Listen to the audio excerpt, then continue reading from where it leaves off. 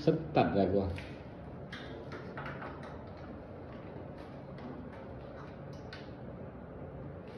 Colon ni.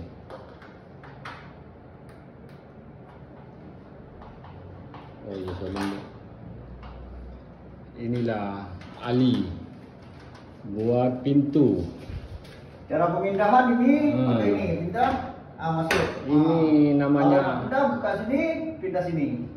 Ini namanya Ali nih. Ali artinya ini membawa. Ali bawa. Babanya itu tai. Membawa tai.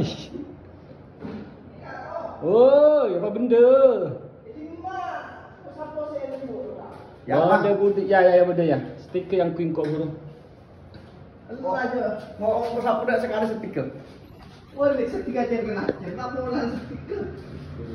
Kenapa dia malu? Alhamdulillah pintu settle semua sudah.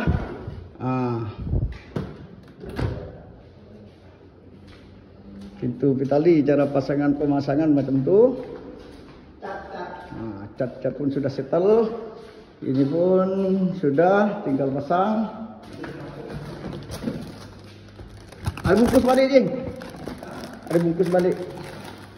Asal every white tip.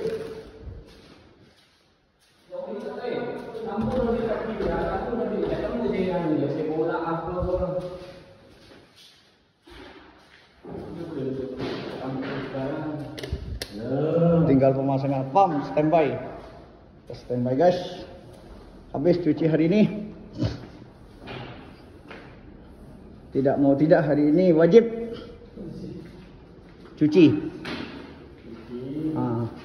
Tancap-tancap cat. Tak payah. Arik cat tu. Lepas apa? Iya dah. Lambon itu misal.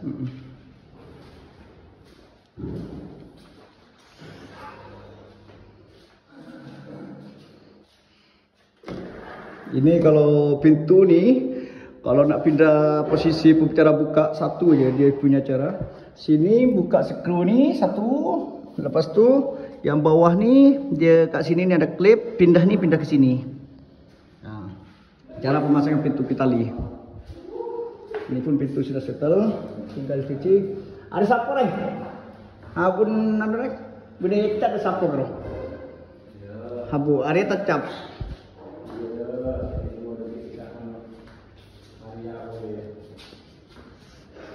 Hari kemarin kerak dari pendurus ngelak aluminium, kerak pasan. Buang mana? Hah? Tip buang kepi.